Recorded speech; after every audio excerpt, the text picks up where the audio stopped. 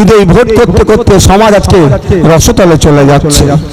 তাই বন্ধুগণ, যারা উপস্থিত হয়েছেন, বিভিন্ন জাতের মানুষ, বিভিন্ন বর্ণের মানুষ, বিভিন্ন ধর্মের মানুষ, প্রত্যেকের কাছে অনুরোধ করব, এই ৭৫ বছর ধরে কিন্তু একে আটকাতে হবে, ওকে জিতাতে হবে। ওই এই করছে, ও সেই করছে। ইতিপূর্বে সন্দেশখালীর মানুষেরা, এই বসিরহাটের মানুষেরা ১৭ বার পার্লামেন্টে তাদের জনপ্রতিনিধিকে পাঠিয়েছে। জনপ্রতিনিধিকে পাঠানোর মানে কি? এই সন্দেশখালী, এই বসিরহাট লোকসভার মধ্যে মানুষের যে অভাব অভিযোগ, চা পাওয়ার কথা ওখানে বলবে এবং ওখানে যারা ক্ষমতায় থাকবে সেটা সমাধান করবে। কিন্তু উল্টে কি দেখলাম? বিগত দিনে কাদেরকে পাঠিয়েছি, তারা আমাদের হয়ে কটা কথা বলেছে সেটা খুঁজে পাওয়া যাবে না। যদি আমাদের হয়ে কথা বলতো, যদি সত্যিকারের কথা, সুন্দরবনবাসীর কথা ভাবতো, হিঙ্গলগঞ্জ থেকে শুরু করে এই সন্দেশখালী থেকে শুরু করে বিভিন্ন যে উপকূলীয় এলাকাটা আছে, প্রায় বছরে আমরা কি দেখি, প্রতি বছরেই যে ওখানে প্রাকৃতিক দুর্যোগ হয়, সেখানে দুর্যোগের ফলে যে বাঁধ থাকে সেটা ভেঙে যায়, ফলে নদীর নোনা পানি চাষযোগ্য জমিতে ঢুকে গিয়ে ফসল নষ্ট হয়। অনেক ঘেরি আছে, মাছ চাষ হয়, মিষ্টি জলের মাছ চাষের ক্ষেত্রে নোনা পানি যখন ঢুকে যায় ওই মাছ চাষগুলো নষ্ট হয়ে যায়। এর স্থায়ী সমাধানের জন্য কি রাজ্যের আইনসভার মধ্যে, কি দেশের আইনসভার মধ্যে বলিষ্ঠ কণ্ঠে এখানকার জনপ্রতিনিধিগুলোকে বলতে দেখলাম না। আমি আপনাদের কাছে বলবো, আপনাদের স্বার্থে আপনারা যদি মনে করেন ইন্ডিয়ান সেকুলার ফ্রন্টকে জুন মাসের ৮ তারিখে কাম চিহ্নে ভোট দিয়ে পার্লামেন্টে পাঠানো যায়, তাহলে পার্লামেন্টে গিয়ে সর্বপ্রথম যে দাবিগুলো করবে তার মধ্যে অন্যতম একটা দাবি হচ্ছে এই উপকূলীয় এলাকাতে যে বাঁধগুলো আছে, থুতু দিয়ে আটা ছানা যাবে না, বালির বস্তাতে বাঁধ নির্মাণ করা যাবে না, কংক্রিটের বাঁধ নির্মাণ করতে হবে। এই আওয়াজ পার্লামেন্টের মধ্যে উঠবে। যে আওয়াজ আমি বিধানসভার মধ্যে তুলি, বারবার বলেছি, যদি মানুষকে সত্যিকারের অর্থে আপনি রিলিফ দিতে চান, মানুষকে যদি সত্যিকারের অর্থে তাকে শান্তিতে রাখতে চান, বিশেষ করে যেটা উপকূলীয় এলাকা আছে, যে বাঁধগুলো আছে, বিজ্ঞানসম্মতভাবে বাঁধগুলো নির্মাণ করা হোক এবং বিজ্ঞানসম্মতভাবে রক্ষণাবেক্ষণ করা হোক। যদি রক্ষণাবেক্ষণ করা হয় এবং যদি বিজ্ঞানসম্মতভাবে বাঁধগুলো নির্মাণ করা হয়, তাহলে কিন্তু ওই বাঁধ আর ভেঙে বাড়ির দিকে, গ্রামের দিকে নোনা পানি ঢুকে যাবে না, গ্রামের মানুষ ক্ষতি হবে না। কিন্তু বন্ধুগণ, এরা করে না কেন? আপনারা কি বলে মাথায় ভেবেছেন? এরা তো বলে সমাজের জন্য করব, কেন করে না ভেবেছেন? মাথায় আছে কি? কেন করে না বলুন তো? বাঁধ ভেঙে গেলেই তো এদের পোয়া ভারী হয়ে যায়। কেন? বাঁধ ভেঙে যাবে, সরকার ঘোষণা করবে রিলিফ দেব, হাজার হাজার কোটি টাকা আসবে আপনাদের জন্য, দেবে আপনাদের রিলিফের জন্য। আপনার জমি নষ্ট হয়েছে, আপনার পুকুরের মাছ নষ্ট হয়েছে, আপনার বাড়ি ঘরদর ভেঙেছে, আপনার ক্ষতিপূরণের জন্য, রিলিফের জন্য যে টাকাটা আসবে, তৃণমূলের দাদারা দিদিরা, এই শাহজাহান শিবু উত্তমেরা সেটাকে লুটে নেয়। যারা এখানে এসে পৌঁছাতে পারেনি আর যারা সর্বপ্রথম এখানে এসে পৌঁছেছেন, এত বাধা বিপত্তিকে উপেক্ষা করে আপনাদেরকে সকলকে সংগ্রামী অভিনন্দন জানাচ্ছি। যারা এসে পৌঁছাতে পারেননি, বাজারে বসে শুনছেন, তাদের উদ্দেশ্যেও বলবো, আজকে বসিরহাটকে নিয়ে, সন্দেশখালীকে নিয়ে বিজেপির মতো রাজনীতি করছে, তৃণমূল আবার তৃণমূলের মতো মলম লাগানোর চেষ্টা করছে। সত্যি একটা জিনিস খুব খারাপ লেগেছে, একটা জিনিস আমাকে খুব খারাপ লেগেছে। আমরা কিন্তু প্রতিবাদ করেছি, যখনই জানতে পেরেছি সন্দেশখালীর আমার দলিত মায়ের উপরে অত্যাচার হয়েছে, সন্দেশখালী আমার আদিবাসী মায়ের উপরে অত্যাচার হয়েছে, সর্বোপরি সন্দেশখালী মানুষের উপরে অত্যাচার হয়েছে, আমরা আমাদের প্রতিনিধি দলের মাধ্যমে সন্দেশখালীতে পৌঁছানোর চেষ্টা করেছিলাম। অপদার্থ রাজ্য সরকার প্রশাসনকে দিয়ে আমাদেরকে মাঝপথে আটকে দিয়েছিল। মাঝপথে আটকে আইএসএফ ক্ষান্ত হয়নি, তার প্রতিনিধিদেরকে নিয়ে, লোকজনকে নিয়ে এসপি অফিসে আমরা ডেপুটেশন দিয়েছি। শুধু এসপি অফিস ডেপুটেশন নয়, এখানকার একাধিক থানাতে আমরা চিঠিতে লিখিত জানিয়েছি অবিলম্বে সন্দেশখালীতে যে সমস্ত সন্ত্রাসী লোকজন আছে, সমাজ বিরোধী লোকেরা আছে, আমার আদিবাসী মায়ের উপর অত্যাচার করেছে, দলিত মায়ের উপর অত্যাচার করেছে, মুসলিম জমি জায়গাকে দখল করেছে, অবিলম্বে তাদেরকে গ্রেফতার করা হোক, তার আওয়াজ আমরা তুলেছিলাম। আমি আসতে চেয়েছিলাম, আপনারা জানেন আমাকে প্রিভেনশন অফ 151 দিয়ে এখান থেকে প্রায় 80 কিলোমিটার দূরে আমাকে আটকে দিয়েছিল, আমাকে ডিটেন করে প্রায় 5-6 ঘন্টা আমাকে লালবাজার সেন্ট্রাল লকআপে আটকে রেখেছিল। এত ভয় পাওয়ার কি আছে? জানে ভাইজানরা গেলে আলো সত্য উদ্ঘাটন হবে। তাই আমাদের ঐক্যবদ্ধ প্রচেষ্টার লড়াইয়ে শাসক বাধ্য হয়েছে একে একে একে একে তার ছোট বড় মেজ সেজ নেতাদেরকে এখানে ধরে অ্যারেস্ট করেছে।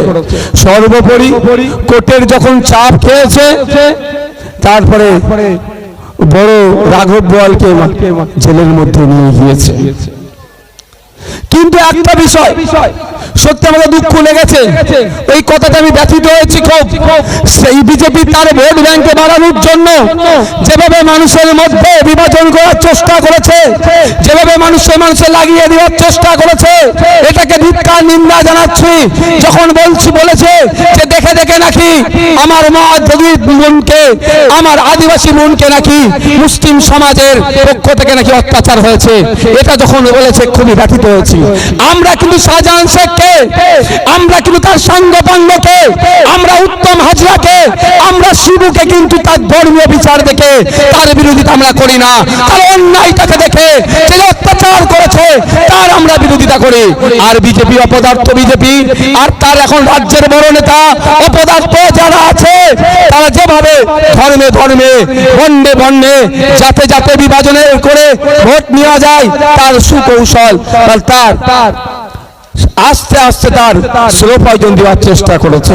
কিন্তু আমি ধন্যবাদ জানাই সন্দেশখালী ধর্মপ্রাণ মানুষদেরকে, দলিত হতে পারে, আদিবাসী হতে পারে, মুসলিম হতে পারে, ভিন্ন জাতের হতে পারে, কিন্তু তারা ওই বিজেপির টনিককে তারা গ্রহণ করেনি, বরঞ্চ তারা দেখিয়ে দিয়েছে কাঁধে কাঁধ মিলিয়ে এই শাহজাহান, এই শিবু, এই উত্তম সহ যারা সমাজ বিরোধী আছে তাদের বিরুদ্ধে লড়াই করেছে। আরে অত্যাচারিত হয়েছে আমার মা, সেই মায়ের ধর্ম নিয়ে তুমি কি করবে? যে অত্যাচার করতে সমাজ বিরোধী, তার ধর্ম নিয়ে মানে এখানে তাদের ভোট নিতে হবে, এখানেও তাদের ভোট দরকার। ভোট ছাড়া তারা কিছু বোঝে না। কিন্তু এই ভোট করতে করতে সমাজ আজকে রসতলে চলে যাচ্ছে। তাই বন্ধুগণ, যারা উপস্থিত হয়েছে, বিভিন্ন জাতের মানুষ, বিভিন্ন বর্ণের মানুষ, বিভিন্ন ধর্মের মানুষ, প্রত্যেকের কাছে অনুরোধ করব, এই 75 বছর ধরে কিন্তু একে আটকাতে হবে, ওকে জিতাতে হবে। ওই এই করছে, ও সেই করছে। ইতিপূর্বে সন্দেশখালীর মানুষেরা, এই বসিরহাটের মানুষেরা 17 বার পার্লামেন্টে তাদের জনপ্রতিনিধিকে পাঠিয়েছে। জনপ্রতিনিধিকে পাঠানোর মানে কি? এই সন্দেশখালী, এই বসিরহাট লোকসভার মধ্যে মানুষের যে অভাব অভিযোগ চা পাওয়ার কথা ওখানে বলবে এবং ওখানে যারা ক্ষমতায় থাকবে সেটা সমাধান করবে। কিন্তু উল্টে কি দেখলাম? বিগত দিনে কাদেরকে পাঠিয়েছি, তারা আমাদের হয়ে কটা কথা বলেছে সেটা খুঁজে পাওয়া যাবে না। যদি আমাদের হয়ে কথা বলতো, যদি সত্যিকারের কথা সুন্দরবনবাসীর কথা ভাবতো, হিঙ্গলগঞ্জ থেকে শুরু করে এই সন্দেশখালী থেকে শুরু করে বিভিন্ন যে উপকূলীয় এলাকাটা আছে, প্রায় বছরে আমরা কি দেখি, প্রতি বছরেই যে ওখানে প্রাকৃতিক দুর্যোগ হয়, সেখানে দুর্যোগের ফলে যে বাঁধ থাকে সেটা ভেঙে যায়, ফলে নদীর নোনা পানি চাষযোগ্য জমিতে ঢুকে গিয়ে ফসল নষ্ট হয়। অনেক ঘেরি আছে, মাছ চাষ হয়, মিষ্টি জলের মাছ চাষের ক্ষেত্রে নোনা পানি যখন ঢুকে যায় ওই মাছ চাষগুলো নষ্ট হয়ে যায়।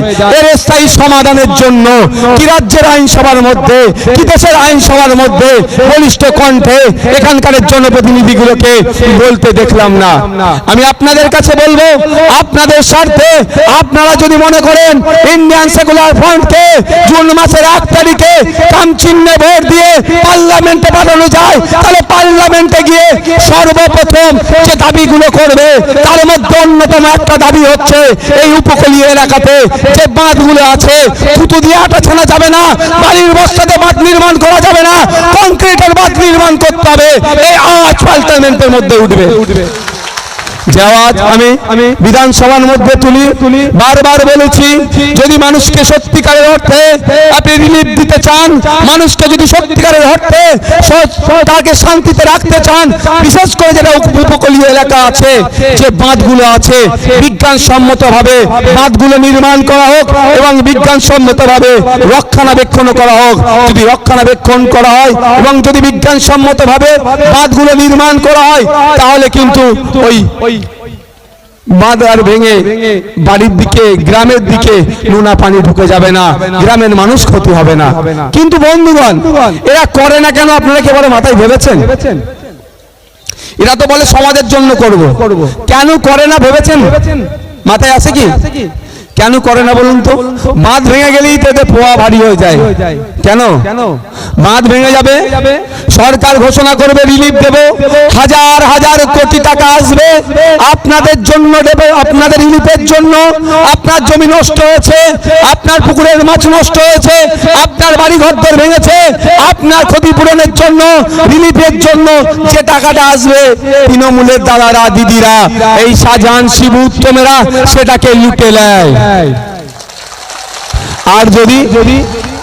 আর যদি কংক্রিটের বাঁধ নির্মাণ করে দেওয়া হয়, তাহলে আর অন্তত 100 বছর এই উপকূলীয় এলাকার মানুষকে ওই ঝড় আসবে, ওই বুলবুল আসবে, ওই আফফান আসবে, ইয়াস আসবে, আরো কত কি আছে, আইলা যেভাবে ক্ষতি হয়েছে সেই অর্থে আর ক্ষতি হবে না।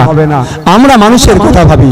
তাই আপনাদের বলবো, যদি আগামী দিনে চান পার্লামেন্টে গিয়ে বসিরহাট লোকসভার মানুষের চাওয়া পাওয়ার কথা, অভাব অভিযোগের কথা উত্থাপন করতে চান, তাহলে আর অন্য কোনো সিম্বলের দিকে তাকানোর দরকার নাই।